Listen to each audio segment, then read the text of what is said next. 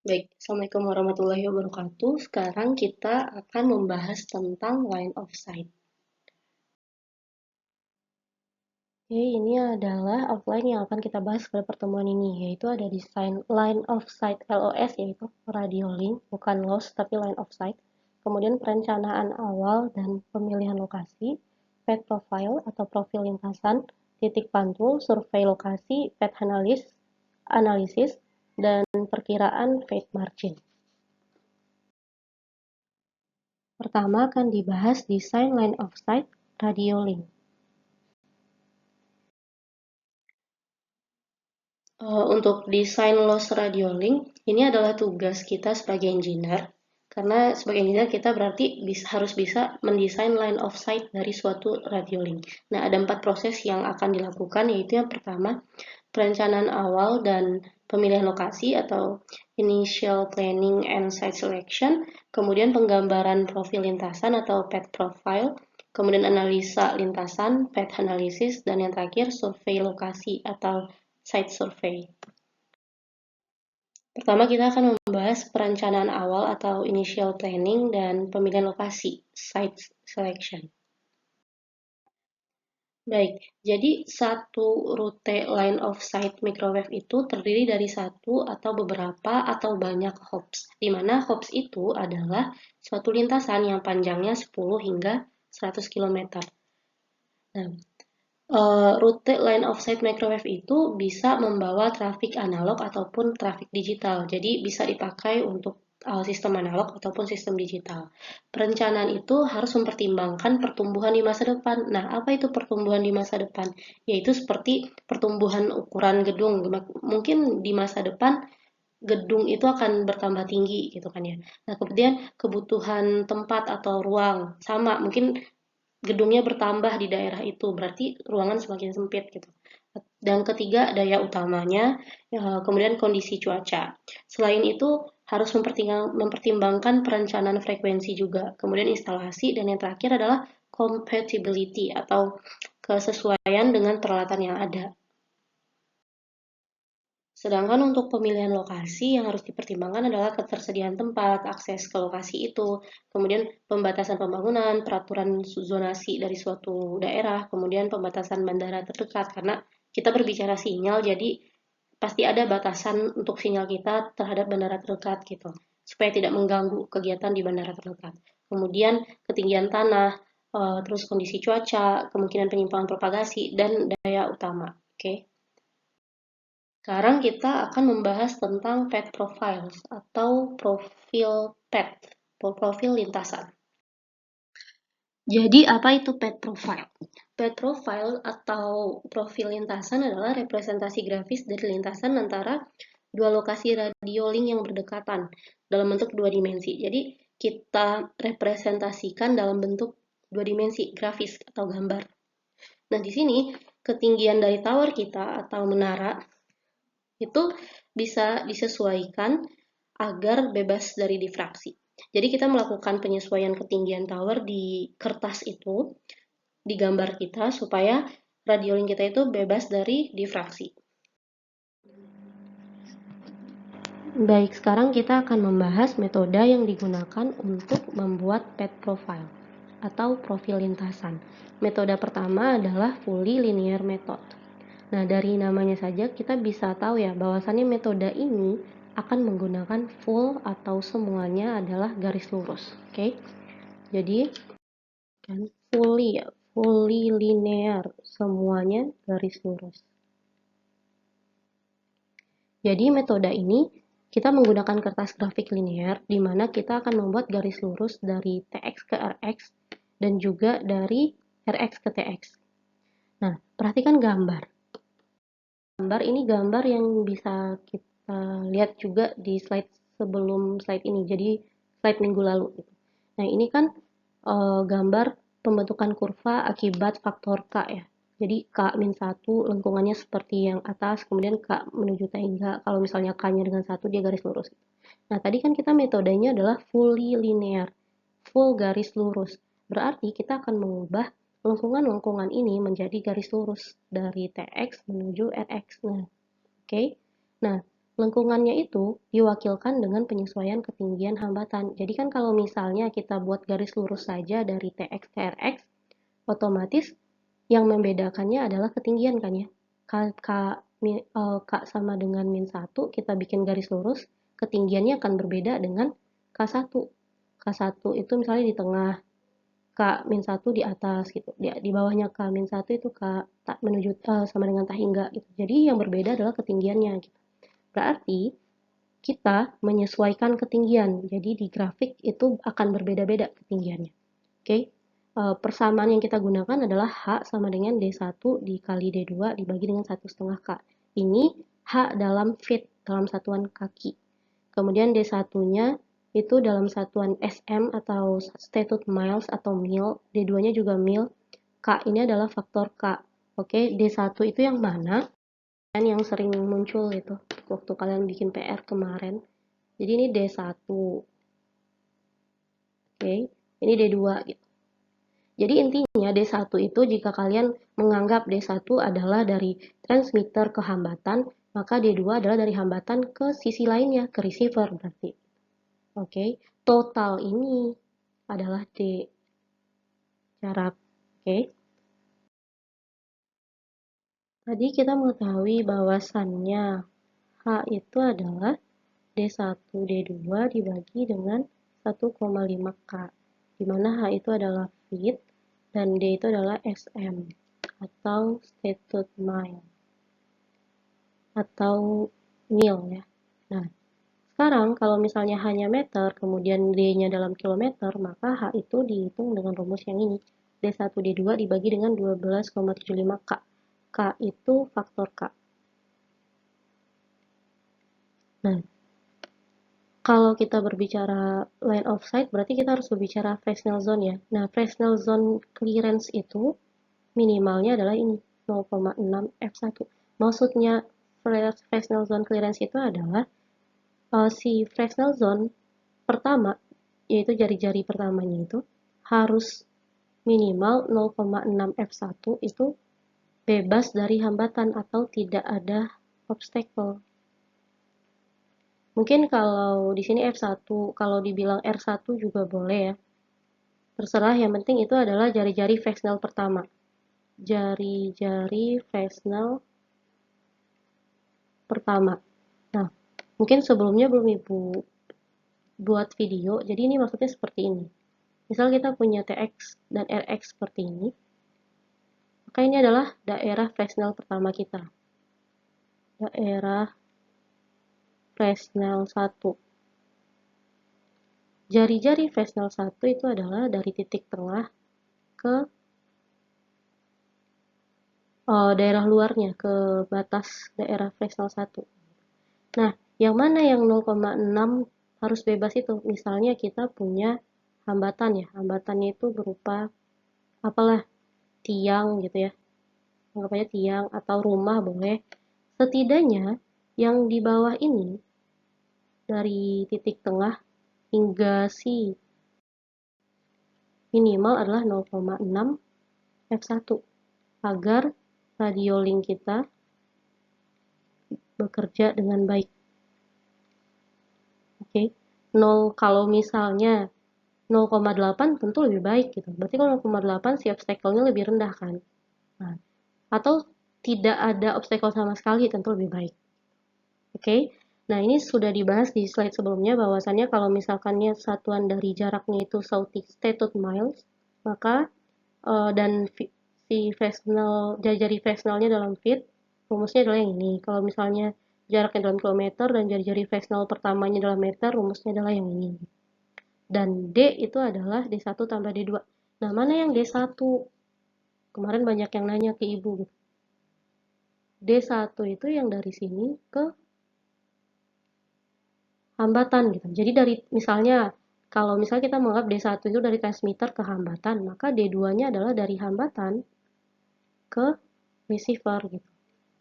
Ibu lagi menggambar di ini ya, di gambar yang Fresnel zone tadi. Mungkin kurang jelas ya. Jadi lihat di atas tulisan metode. Misalkan kita punya hambatan seperti ini. Kalau kalian anggap ini D1, maka ini adalah D2. Dan D besar itu adalah jumlah dari D1 tambah D2. Oke? Nah, sekarang kita perhatikan contoh dari metode 1. Jadi ini pembuatan pet profile dengan menggunakan metode 1. Di sini,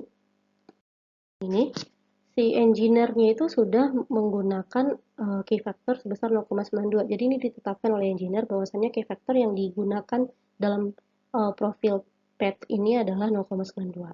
Kemudian diasumsikan bahwasannya tinggi pepohonan itu adalah 40 feet. Jadi yang satu kutip ini adalah feet ya, 40 feet dengan pertumbuhan 10 feet. Jadi total berarti 50 feet. Kemudian frekuensi bandnya 6 GHz dan equivalent earth curvature atau kurva bumi itu rumusnya adalah yang ini. Ibu biasanya menghafalnya supaya lebih gampang. Mohon maaf, sebentar. Rumusnya adalah 2/3 dikali D1 D2 per K. 2/3 ini kan sama dengan 0,66 ya. Terserah mau ngafalnya bagaimana gitu. Si engineer itu sudah tahu gitu nilai dari D1 dan D2 di masing-masing critical point. Contoh misalnya di critical point A, berarti yang ini ya. Engineer-nya itu sudah mengasumsikan bahwasannya ini D1-nya dan ini adalah D2-nya begitu. Oke.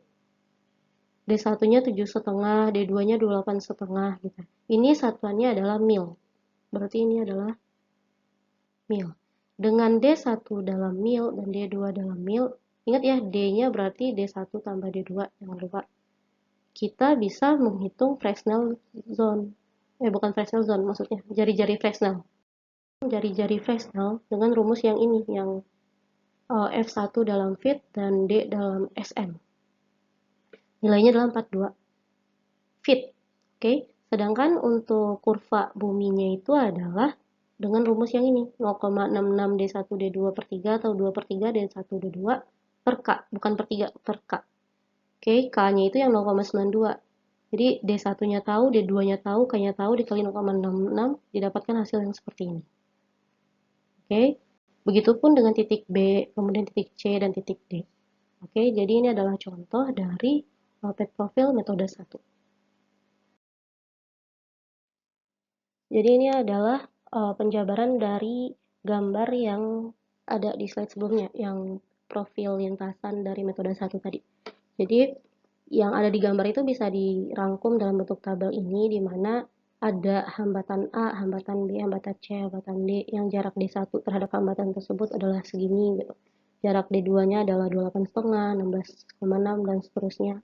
Kita hitung Fresnel zone-nya, Fresnel zone clearance-nya, yaitu 0,6 jari-jari Fresnel zone pertama, 43, 53 gitu ya.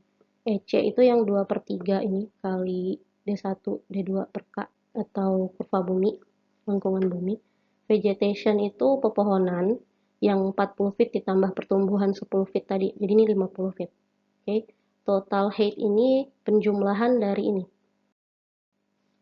Si 43 Fresnel zone clearance ditambah dengan kurva bumi tambah vegetation, ini extended height-nya 245. Jadi jumlah hasilnya segini dan seterusnya. Baik, untuk metode kedua kita 4/3 Earth method. Di sini kita menggunakan kertas grafik dengan kelengkungan K sama dengan 4pi/3. Kalau sebelumnya kita pakai kertas grafik linear, kalau untuk metode kedua kita pakai kertas grafik yang melengkung dengan kelengkungan K sama dengan 4pi/3. Kemudian untuk curvature method itu kita menggunakan kelas grafik linear, tinggi hambatan dinyatakan dari min sea level, berarti dari sea levelnya. Kalau misalnya ada daratan ya, oke, ini lautan. Mohon maaf, ini gambarnya kurang jelas. Nah, misalnya ini lautan, ini daratan, maka ketinggian darat ini bukan dari sini gitu ya, tapi dari sini, dari laut. Oke, sedangkan untuk garis kurva itu sama seperti yang pertama, metode pertama, ditarik dari TX ke RX dan sebaliknya. garis kurva itu memiliki kelengkungan KR di mana K itu adalah faktor K dan R itu adalah jari-jari bumi sebesar 6.730 km. Jadi ini adalah contoh dari pad profile yang dibuat menggunakan metode 2. Nah, jadi ini dari gambar kelihatan ya bahwasannya grafiknya itu melengkung dan Y itu mewakili ketinggian dalam feet, kemudian X itu mewakili jarak dalam mil. Ini ada side A, side B. Misalnya side A kita TX-nya, side B itu yang nerima receiver-nya atau RX. Nah, berarti kan komunikasinya dari sini, tarik garis lurus ke sini misalnya. Oke. Nah, ini ada obstacle. Ini dianggap obstacle kan berarti. Maka si fractional zone kita titiknya di sini. Seenggaknya yang 0,6 first fractional zone itu clear yang di sini. Supaya tetap bebas hambatan. Oke. Jadi metode yang direkomendasikan itu adalah metode 1 karena 3 hal ini. Yaitu yang pertama, metode 1 itu memungkinkan ilustrasi kondisi beberapa K dalam satu grafik. Jadi dalam satu grafik itu sudah representatif dari beberapa K. Dan kemudian si metode 1 itu kita tidak perlu menggunakan kertas grafik kurva bumi seperti yang metode 2. Dan metode 1 itu kita juga tidak butuh membuat garis kurva plotting. Jadi kita hanya membuat garis lurus saja. Kalau di metode 3 kita pakai garis kurva plotting yang KR tadi. Nah, sekarang kita akan membahas titik pantul.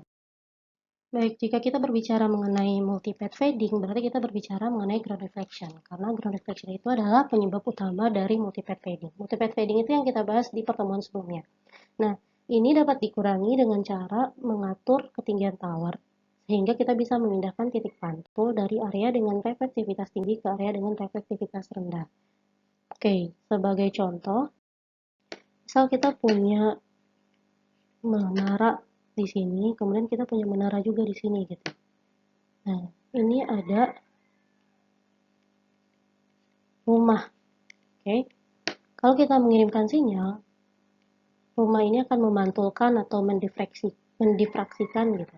Nah, tapi kalau misalnya kita tinggikan si TX tadi menjadi seperti ini, tinggi sekali gitu ya. Rumahnya tetap kan tingginya.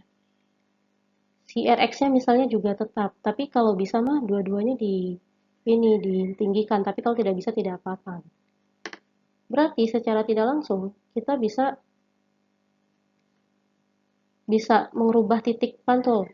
Mungkin ini tidak kita bisa merubah titik pantul, bahkan bisa langsung gitu, tidak mengenai si hambatan lagi gitu. Bagusnya tidak mengenai hambatan lagi. Tetapi kalau misalnya mengenai pun, maka si titik pantulnya akan berubah. Anggap mengenai ya, berarti akan berubah menjadi seperti ini. Oke, jadi area pemantulan itu akan berubah. Dan ini akan mempengaruhi sinyal yang diterima oleh si receiver kita.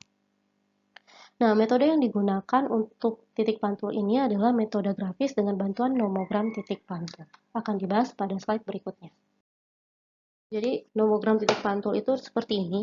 Untuk X-nya itu adalah rasio atau perbandingan dari ketinggian tower, ketinggian si tower transmitter dan receiver, itu yang X-nya. Sedangkan yang Y-nya itu adalah N. Ini N ya. Ini N. Jadi Y-nya itu N sama dengan jarak distance ke titik pantul dibagi dengan total. Jarak total. Nah, kurva yang terbentuk ini, kurva ketika K-nya sama dengan infinity yang ini, atau tak hingga, kemudian K sama dengan grazing yang ini. Baik, supaya lebih jelas kita akan membahas soal. Ini soalnya sama saja ya, ini example dalam H1 sama dengan 100 feet, ini dalam bahasa Inggris, kemudian diterjemahkan, yang bagian bawah itu terjemahannya dalam bahasa Indonesia. Jadi, di sini diketahui H1-nya 100 feet, kemudian H2-nya 150 feet, dan D totalnya jarak kedua menara atau tower itu adalah 20 mil. Nah, kalau kita berbicara reflection point, itu sebenarnya kita berbicara reflection area. Jadi ada area pemantulan gitu. Nah, yang akan kita cari yaitu yang pertama D1, yaitu bukan D1, DI. DI itu adalah ketika K kita sama dengan tak hingga atau infinity. Berarti jarak dari menara 1 atau tower 1 ke titik pantul pertama. Kemudian jarak dari menara 2 ke titik pantul kedua itu adalah DG yang grazing. Oke. Okay? DI itu berarti D infinity gitu. DG itu berarti D grazing. Oke, okay? Jarak grazing. Saat K sama dengan grazing maksudnya. Nah, berarti yang kita lakukan pertama kali adalah yang ini. Kita cari dulu rasio perbandingan antara H1 dan H2. H1 dan H2. Jadi kita sekarang punya perbandingannya ini H1 dibanding H2 sama dengan 100 feet dibagi dengan 150 feet. Tahu? Feetnya habis berarti ya 150 sama dengan dibagi 50 2 per 3 atau 0,66. Oke. Nah, si 0,66 ini kita masukkan ke nomogram, dibaca. Ini gambarnya kurang tepat. Ke sini maksudnya. Nah, pembacaannya bagaimana? Ibu gambarkan supaya tidak bingung kalau misalnya tadi tidak ada kursor yang terlihat. Di sini, sebentar. Berarti misalnya kita punya Y seperti ini, maaf, ini X. X-nya itu adalah H1 per H2. Kemudian Y itu adalah N kan ya. Nah, kemudian kita punya kurva dua buah nih, kurva infinity dan juga kurva grazing. Jadi K sama dengan grazing. Sebentar. K sama dengan grazing. Kemudian kita punya K sama dengan tak hingga. Nah, tadi si H1 per H2-nya itu dimulai dari 0 sampai 1 ya tadi di nomogram yang atas. 0,1, 0,2, seterusnya sampai kita ketemu titik 0,6 dan 0,7. Kita perkirakan 0,66 itu yang mana? Misalnya di sini. Kita tarik garis lurus. Ini harusnya lurus ya. Oke. Kemudian bertemu dengan kurva si K sama dengan tak hingga, kita tarik garis mendatar ke sana. Maka kita akan memperoleh N ketika K-nya sama dengan tak hingga. Begitu juga dengan yang pertemuan si titik 0,66 kita dengan kurva K sama dengan grazing. Maka kita akan mendapat N grazing. Nilai ini, nilai pembacaan ini kita gunakan untuk menghitung jarak infinity dan jarak grazing. Jarak infinity atau DI itu adalah, dua-duanya rumusnya sama ya, N dikalikan dengan jarak total. Tergantung, yang berbeda adalah N-nya, N infinity dan juga N grazing. Jadi, kalau N infinity di sini terbaca adalah 0,39. Berarti dari sini, dari pembacaan nomogramnya dia bilang, maaf, N infinity-nya adalah 0,39. Maka D infinity kita adalah 0,39 kita kalikan dengan jarak total 20. Nilainya adalah 7,9 mil. Sedangkan N saat K sama dengan grazing itu adalah 0,45. Maka D grazing kita atau DG sama dengan 0,45 kali jarak total 20 mil. Yang diketahui di soal itu adalah 9 mil. Maka kita peroleh hasil seperti ini. Selanjutnya adalah survei lokasi.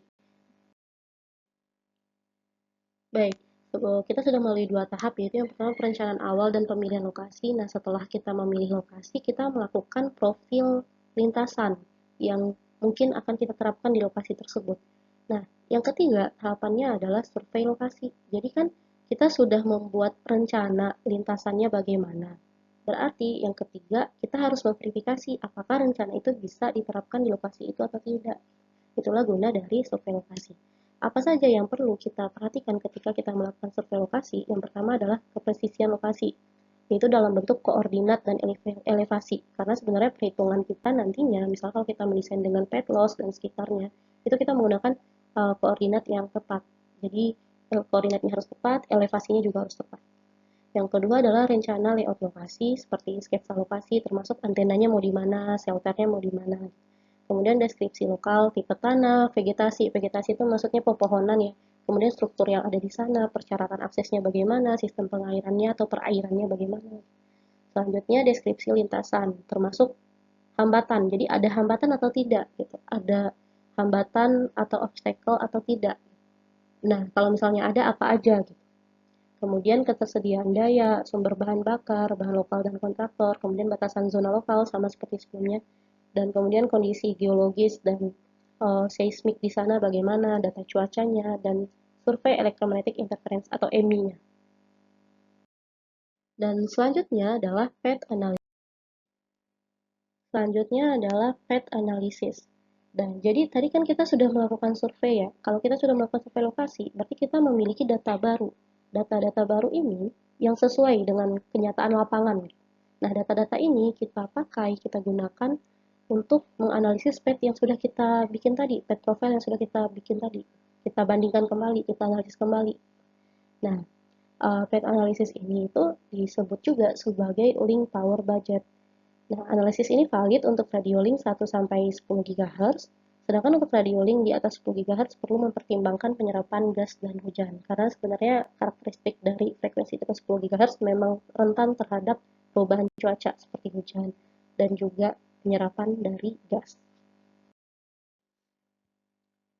Sekarang apa saja yang harus kita hitung ketika kita melakukan analisis lintasan? Salah satunya yaitu ini, signal level pada receiver atau kita sebut sebagai receive signal level, disingkat RSL. Tapi RSL ini kita tidak langsung bisa tahu, oh RSL-nya adalah segini, A, B, C, D gitu nilainya. Nggak bisa, ya, karena kita butuh beberapa parameter yang harus kita hitung terlebih dahulu. Apa saja akan kita bahas. Pertama itu free space loss. Oke, free space loss ini sudah ada di slide free space loss di 2 minggu yang lalu sepertinya. Nah, ini kan sudah tahu ya, bahas lagi, ini F megahertz berarti maksudnya F-nya dalam satuan megahertz. Jadi kalau misalnya sudah diketahui F-nya misalnya adalah diketahui yang tadi ya 6000 megahertz. Berarti si F di sini diganti dengan 6000. Tapi kalau misalnya diketahui 6 GHz, di convert dulu ke dalam bentuk megahertz. Berarti dari giga ke megahertz dikali 1000 kan. 6 kali 1000, 6000. Baru dimasukkan ke sini. Jadi ini sudah megahertz, tidak perlu ditulis menjadi 6000 kali 10 pangkat 6. Ini tidak usah ditulis lagi gitu ya, 10 pangkat 6-nya. Oke. Begitu juga dengan D kilometer. Berarti ini satuan D-nya kilometer. Kalau untuk SM mil darat, yang ini yang rumus kedua. Untuk yang mil laut nautical miles itu yang rumusnya yang ketiga ini. Oke. Nah, parameter kedua yang kita perlukan adalah Effective Isotropic Radiated Power atau EIRP. Nah, itu berarti nilai si daya di transmitter ini. Itu rumusnya adalah PT, daya pancar si transmitter, ditambahkan dengan LT, loss saluran transmisi yang terdapat pada si transmitter yang ini berarti ya. Kemudian ditambah dengan G1. G1 ini adalah antena, gain dari antena 1. Jadi berarti pihak transmitter, nah satu kesatuan ini kita hitung EIRP-nya. Jadi dengan menggunakan parameter yang ada di transmitter kita bisa menghitung EIRP-nya.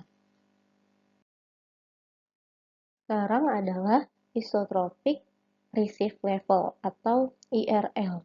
Nah, IRL itu dihitung dengan menggunakan EIRP, FSL, dan juga loss G. Apa itu loss G? Loss G adalah loss penyerapan gas. IRP yang mana yang tadi ya? Jadi ini EIRP. Satu kesatuan ini. Berarti ada PT ditambahkan dengan LT ditambahkan dengan G1. EIRP, kemudian free space loss, berarti yang ini. Yang di sini kan ada FSL. Kan ya, redaman di free space, di ruang terbuka, ruang bebas. Dan kemudian LG. LG itu adalah loss penyerapan gas. Jadi di medium udara ini otomatis akan ada loss gas. Berarti isotropic receive level ini yang di sini, yang di titik ini. Nah, ini IRL sebelum masuk ke antena. Oke.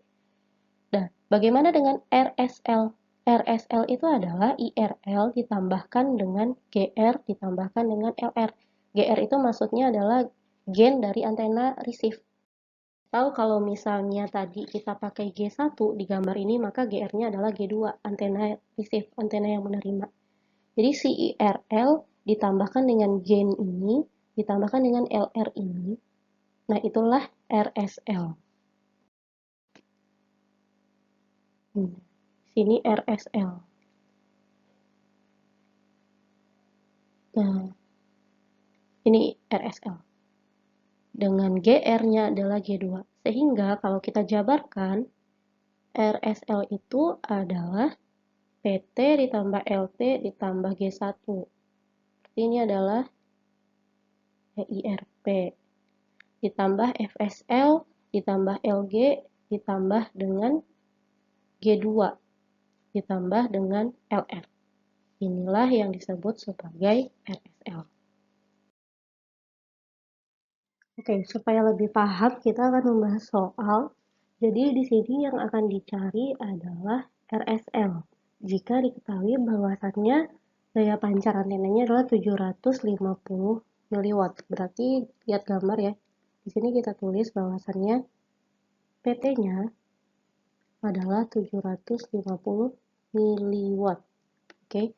Nah, loss saluran transmisi berarti yang LT ini adalah 3,4 dB. Kemudian jarak di antara pemancar dan penerima adalah 17 statute mile. Seperti ini 17 statute. Maaf, 17 statute.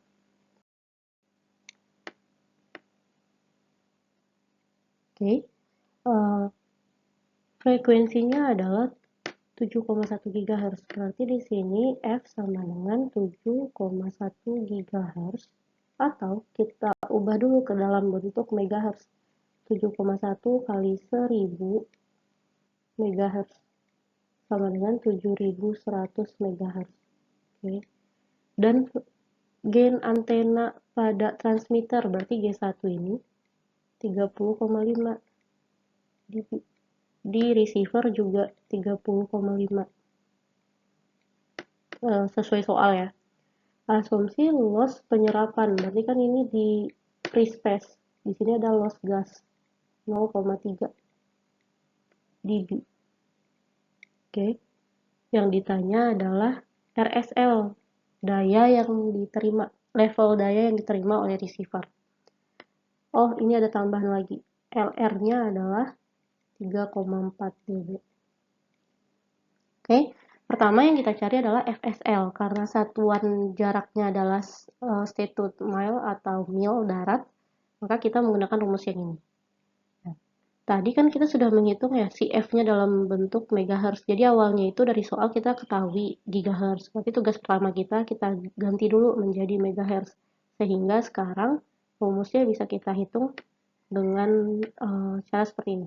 36,58 ditambah 20 log D-nya statute mile itu 17. Berarti 20 log 17. Ulangi ya. Jadi 36,58 ditambah 20 log 17 yang ini D-nya 17.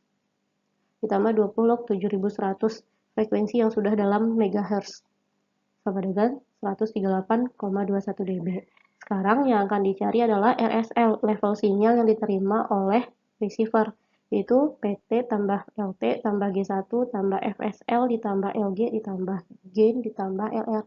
Nah, karena di sini kalkulasi kita dalam bentuk tambah kemudian ada dB, berarti maksudnya di sini adalah semua parameter ini harus dalam dB. Nah, si L sudah dalam dB ya. Nih, 2L. Kemudian gain juga sudah dalam dB. FSL sudah dB. L gas itu juga 0,3 dB. Kemudian gain antena kedua 30,5 dB, LR 3,4 dB. Yang belum yang mana? Yang PT. Berarti kita harus mengubah PT yang awalnya dalam bentuk miliwatt ke dalam bentuk dB watt. Oke. Yaitu dengan cara 10 log 0,75. Apa 10 log 0,75? Jadi kalau misalnya Tadi kan PT-nya adalah, mohon maaf Ibu tulis di sini saja ya, 750 miliwatt. Kita ubah dulu ke dalam bentuk watt. 750 dibagi dengan 1000. Kan atau bisa kita tulis 750 kali 10 pangkat min 3 ya. Min 3 turun ke bawah kan dibagi 1000. Berarti 0,75 kan ya. Ini coret 75 bagi 100 0,75. Jadi ini adalah 10 log 0,75. Sehingga yang awalnya satuannya itu adalah miliwatt, satuan itu akan berubah menjadi dBwatt dengan cara 10 log P tadi. 10 log 0,75. Berarti si yang ini 10 log 0,75 ini sudah dalam dB watt, oke? Dan hasilnya adalah, belum hasil.